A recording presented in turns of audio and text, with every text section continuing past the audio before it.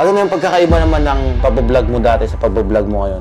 Malaking pagkakaiba ng pagbablog ko dati kaysa ngayon. Kasi dati, nasa bahay lang ako. Oo. Dito lang ako, hindi ako lumalabas. Yung pagbablog ko ngayon, nasa labas ako palagi. Wala ka sa bahay? Wala na ako sa bahay.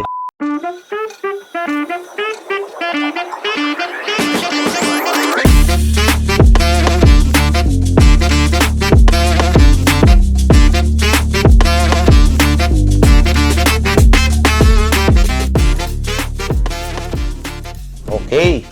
Welcome po mga katagays.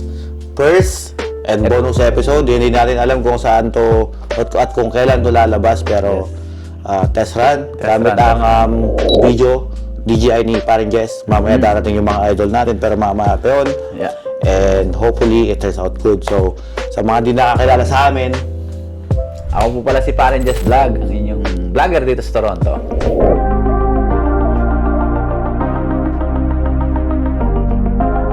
ayun. At ako nga pero si Rolly Show. Hindi po si Balot Nation na. Rolly Show. Yeah, Rolly. Magkakaiba, si Balot Nation, ano yun? Professional, nakipag-deal. Ang Rolly Show dito, pwede magmura. Pwede lahat. Walang limit, okay? Yeah, no so limitation. ito, Paring Jess, simulan mo natin na paano tayo nag-anogar, paano natin ito nabuo? Kwento mo, backstory. Paano natin ito nabuo? Nung una tayo nag-meet. Dito rin, same place. Kasi napapag-usapan lang yung mga ideas. Aha. Na ganito. And then, yeah, I think nangyayari naman. After a few months na mga nagkatrabaho tayo, nangyayari yung mga usap-usapang lasing nung una tayo nagkita. No? Kaya nga, data guys. Yun. Ayun. So, simula tayo sa first part. So, past, before mo na-meet ako, even before that, paano nagsimula si Paring Jess? Mahilig kasi ako uminom, magluto, and then at the same time, every time na nagluluto ako, nagiinom, na mahilig ako mag-video-video. Parang just to collect memories. Hindi pa ako vlogger. Oh, I see. Yeah. So, nung nagsimula ka, dito sa Pilipinas o sa Canada? Dito na. Dito na? Oo. Okay. Tsaka napansin ko, so, yung kalasinggero ba, iba pa yung sa Paring Jess? Wala pang Paring Jess nun? Wala pa, parang yan na yung yan yung branding ko, Kalasinggero. Kasi yun yung tawag sa akin. But parang just is, yun na yun, buo na yun. Okay. So, parang yan lang yung naging parang nickname ko rin. Kalasinggero. So, paano ka napadpad sa pagbablog? Paano mo nasimulan? Well, na-inspire lang din ako sa iba. Yun nga, nung pandemic, daming nag-open yung naging friendly yung editing, pwede ka mag-edit sa phone, di ba? Hindi yung dati kasi ang hirap mag-edit, kailangan mo pang sa computer o laptop, either. So ngayon, nung nag-pandemic, parang naglabasan yung mga apps na friendly user na you can edit. It's quick edit, right? Then na-inspire ako sa mga tao, ang dami naglalabas, nagpo-post, kung ano-ano, then they earn. But hindi naman ganun kalaki. Hindi naman ako doon na-inspire ako kasi parang pwede pala. Kasi dati talaga sinisimulan ka na yung gusto ko mag-vlog talaga sa YouTube. Kaso lang, nag-give up ako kasi nga, ang hirap lalo na yung editing, tapos walang nanonood. Okay. And then, yeah, nagka-opportunity ako sa Facebook. Ngayon, biglang nagka-chance ulit. I think nasagot mo na yung gusto ko sanang tanungin.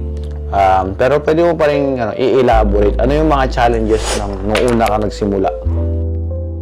Sa pag-vlog, yeah, madami kasi hindi ko pa alam kung paano talaga gumagana nag-work yung system ng isang platform.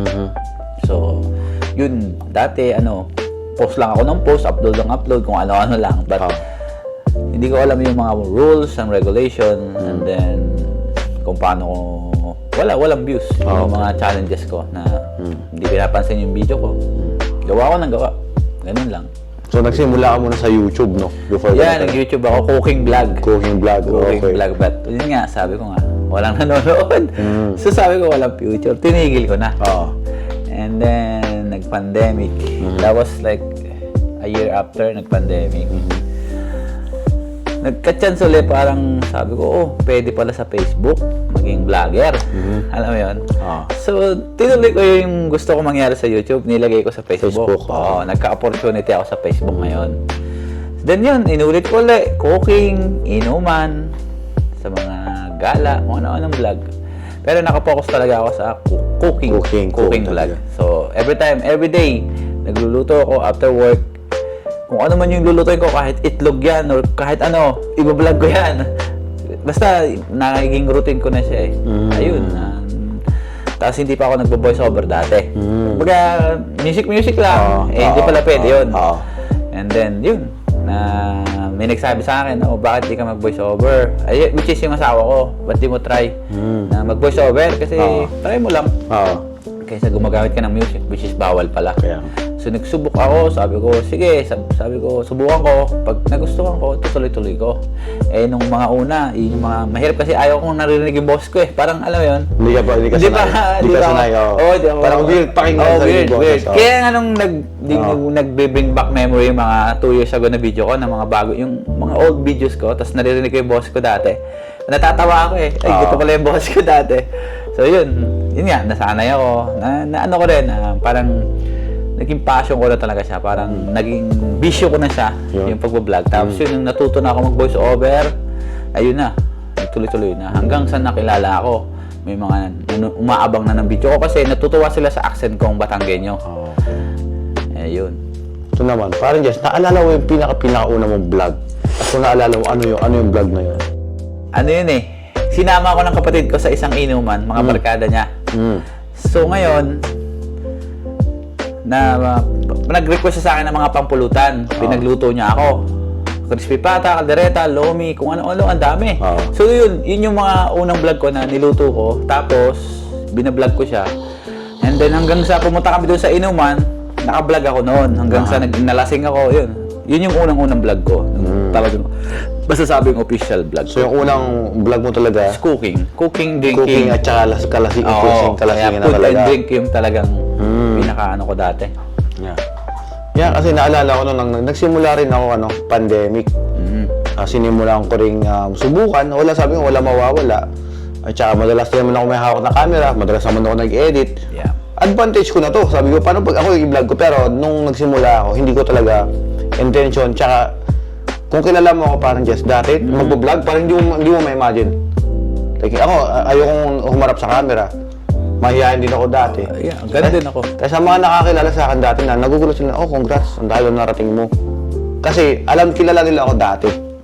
Yun. Pero, actually, wala pa ako sa gusto kong marating. Yeah. Ikaw pa parang Jess, nung nagsimula ka, parang in-expect mo ba na maging ganito ka? Na parang, Hindi. Kasi yun nga, kagaya mo rin, mahihayin ako, tameme ako. Kumbaga, nagulat yung karamihan ng mga nakakakilala sa akin talaga. Sabi, tatahitahimik ka, then vlogger ka pala ngayon. Wala kang kaimik-imik. And then ngayon, ang ingay mo sa social media, parang you are everywhere. Total opposite, kumbaga. Yeah, talagang napakamahihayin ko. Parang kahit sa pakikipag-usap sa tao, hindi ko kaya eh. Sino naman yung mga tinitingala mong vlogger, kung meron man, parang Jess? Yung parang na-inspire ka dati nung mga panahon yun. Ninong Rai, Ninong sa Rai. cooking. Tsaka yung si Tito Berts. Okay. Yung Batanggen yung nagluluto. Siya, kasi mostly yung pinapanood ko dati talaga yung nagluluto eh. Yung mga vlogger. Okay. Yeah, sila yun. Tapos, yung mga yun. May pinapanood ako dati, ewan kung, alam mo yun, 3 sila nagluluto. Napulutan. Tapos nagiinom. Ano ba mga parang, sa probinsya sila eh. Yun. Yeah, Alam mo nito ako yun. Yung tatlong matanda. Pinapanood namin yun kasi. Magluluto muna sa pulutan, tapos magiinom. Parang kubo sila. Tapos dumating sa point na ini-sponsoran niya yung alak nila. Hindi ko lang may nagpapadala sa kanila. Hindi ko in-imagine na darating din pala ako sa point na ganito na, gagawin ko rin pala. Yeah. Isipin mo dati lang na pinapanood ko sila. Yeah, may mga silang sponsor, mga alak or anything pulutan. Pinapadalan sila. Solid. At saka ang pinakamaganda pag yung sa ginagawa natin, parang nadodocument natin, nababalikan natin. Diba? Sa tingin ko, ito yung art form na parang nadodocument na talaga natin yung ginagawa natin. At sabi ko, mababalikan natin. At saka makikita mo yung diferensya from then to now. Ngayon, Ibang-iba na. So, ang tawag dito, maiba naman tayo. So, ano na yung pagkakaiba naman ng pagbablog mo dati sa pagbablog mo ngayon? malaking pagkakaiba ng pagbablog ko dati kaysa ngayon. Kasi dati, nasa bahay lang ako. Oh. Dito lang ako, hindi ako lumalabas. Yung pagbablog ko ngayon, nasa labas ako palagi. Wala ka sa bahay. Wala na ako sa bahay. At one point, asan yung point na parang gusto mo nang lumabas? Meron lang isang nagbigay sa akin ng isang nagbigay ng way para makalabas ako sa ginagalawan ko. Okay. So siya yung parang nagbigay rin sa akin ng opportunity. I think masasabi ko. Okay. Kaya napalabas talaga ako sa pagbablog. Kasi nung dumating yon, nung na-vlog ko siya, doon na, tuloy-tuloy na. Nag-vlog na ako sa labas. Mostly dito lang ako sa bahay, sa kusina. May mga cooking serye ako dyan tuwing umaga. Kamusta naman yung unang experience mo na pag-vlog outside? Pwede mo ba ikwento? Yeah, kinakabahan ako kasi hindi ko alam kung paano eh. Siyempre, ayoko naman yung parang pupunta lang ako doon tapos anong gagawin ko? Diba? So, parang kinakabahan talaga ako. And then, hindi naman agad ako pumunta. Parang naghintay ako ng mga ilang months nga bago ako pumunta since na-invite ako. Kasi hindi ko talaga alam. Pero hindi ko naman sinabi na hindi ko kaya. Ayoko naman i-down yung sarili ko. So, sinabi ko lang, medyo busy ako, which is hindi naman. Pero, yun nga, pinag-aralan ko muna ako paano mag-promote or what ng isang restaurant. Pag nasa isang restaurant ka, nanood ako ng mga vlogger. Yung parang nakawalan ba ng idea. And then yun, nung ready na ako, pinuntahan ko sila. Pero kinakabahan pa rin ako. Kasi hindi ko talaga alam kung ano yung mga gagawin. Basta bahala na. Yun. Kaya sinubukan ko lang, let's try kung anong magiging result. And then yun, ito yung result. Yung pagkaka-vlog ko na yun. Ano yung mga naging paborito mo mga moments na yung magkatrabaho tayo? Kung may mga naalala ka? Halos lahat eh. Wala akong mapipili kasi halos natatanda ako nung una tayo nag-gig eh. Yung nagsisimula tayo parang nangangapa tayo sa isa't isa tapos yung mga gamit natin, di ba? So parang hindi tayo prepared pa na masyado hanggang sa tumagal, naayos natin yung sistema. Ang importante, Gar, sinimulan natin. Yeah. Ginalaw natin. Kasi ako, hindi ko alam kung what to expect. Di ba sabi ko, kahit magkano yan, gusto lang kita tulungan, di ba yung sinabi ko? Yeah. Gusto ko lang kita mabigyan ng start.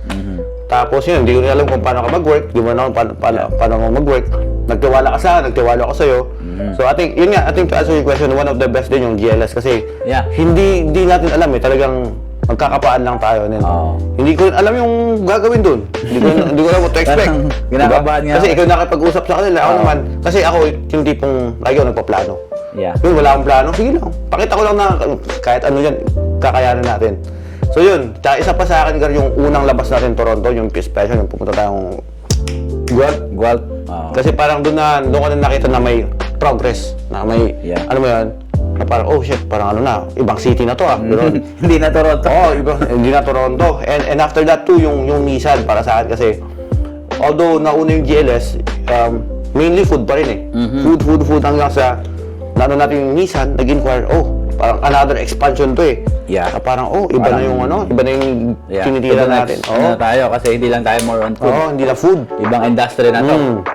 Ayun, so yun yung mga, para sa akin, parang challenges na paano natin paano natin pe-present. Kasi napansin ko rin sa pagtatrabaho natin, pa-smooth yung process. Dati na, dati na ganito yung katagal na ginagawa. Ganito na lang kaiksi yung time na kailangan gawin para magawa to. Tsaka yung yung flow din, may G-Drive na tayo, may Google Sheets na tayo, may documentary, may form na tayo. Di ba dati, back and forth tayo, ang tagal, di ba?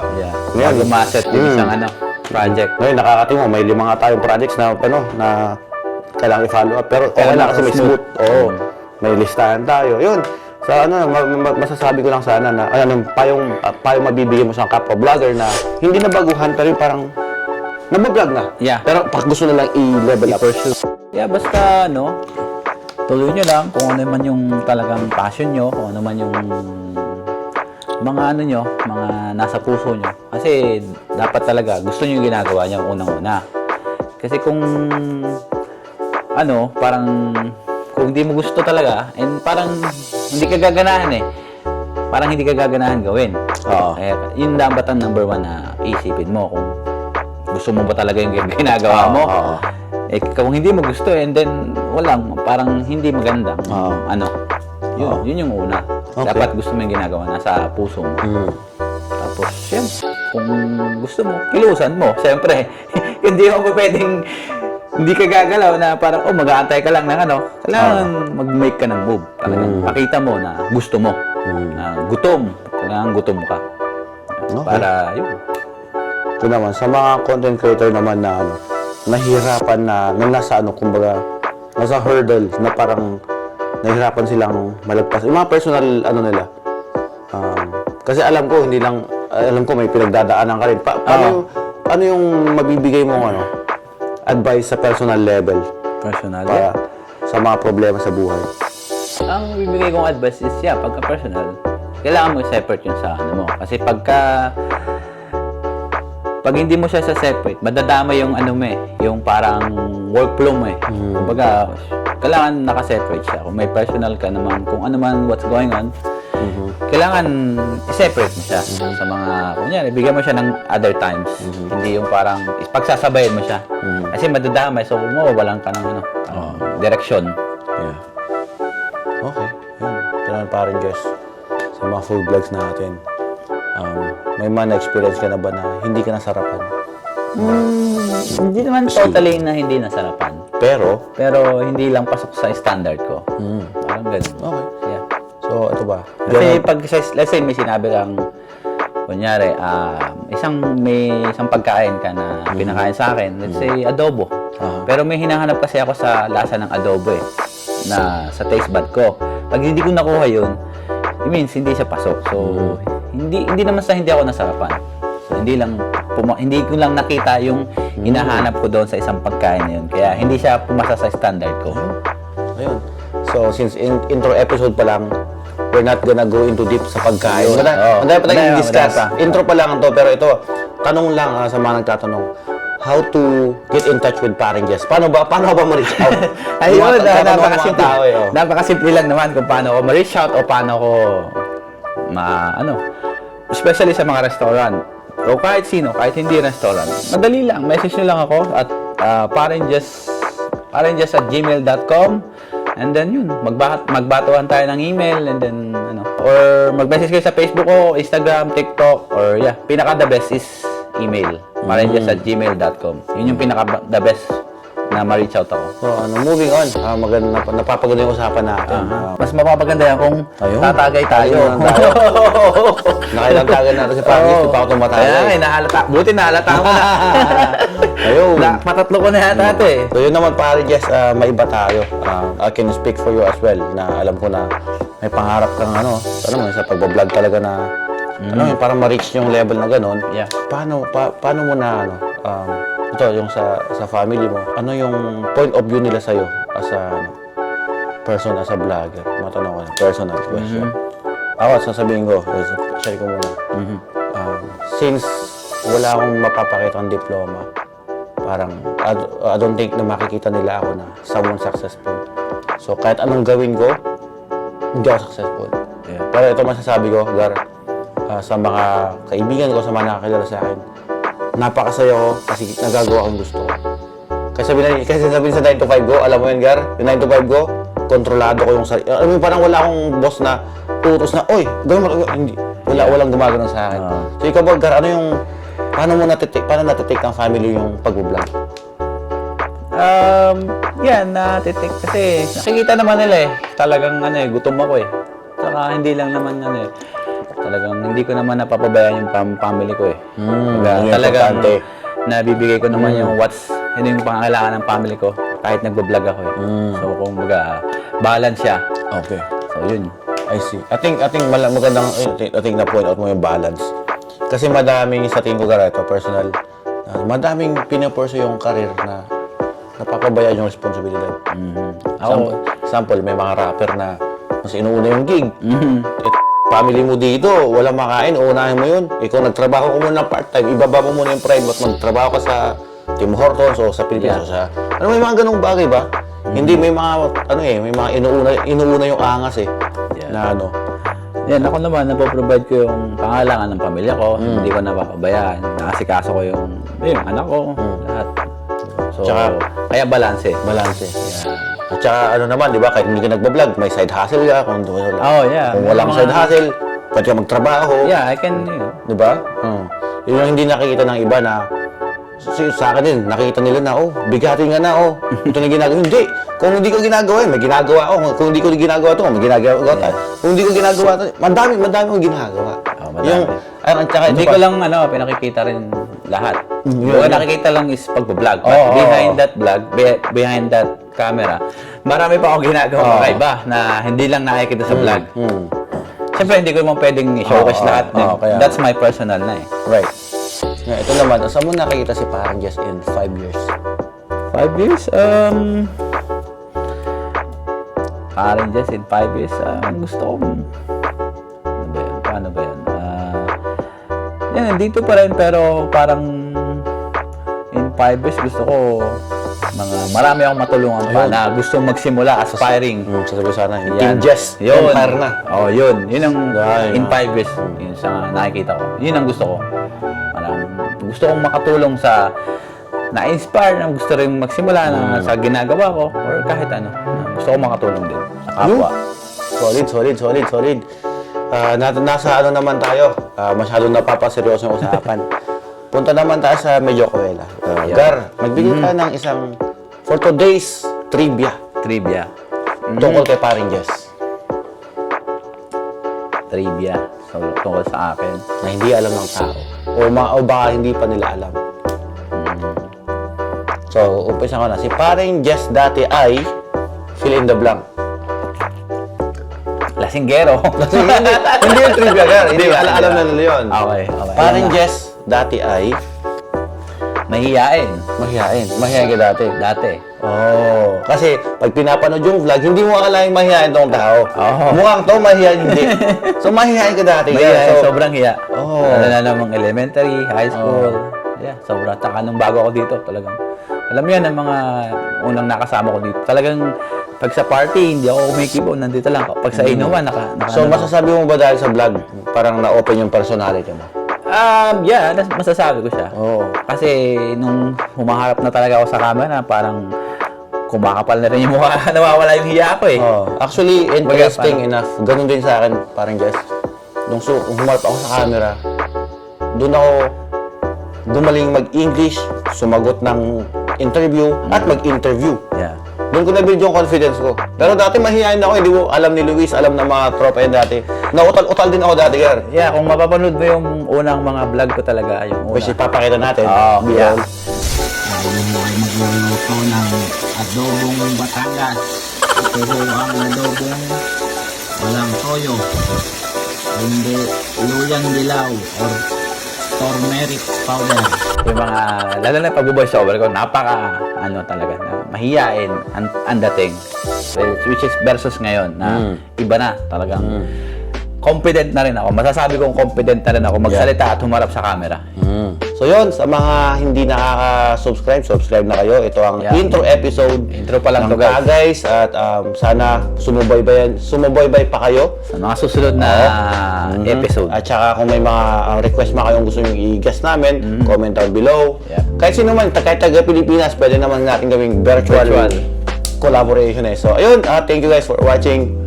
Stay for more. Subscribe sa Guys or sa Paring Jess Vlogs. Yun. Ayun. Thank you.